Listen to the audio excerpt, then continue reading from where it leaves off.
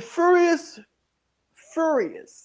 with rage, Nebuchadnezzar summoned Shadrach and Abednego because these men would not bow before the king.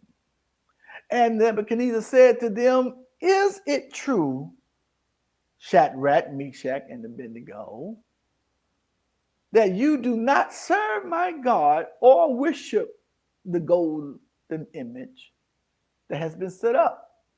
Now, when you hear the sound of the horn, the flute, the harp, the pipe, the guitar, the music, the rock music, the band play,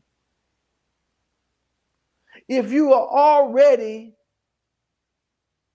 to fall down and worship the image I made very good. I made a great image for you.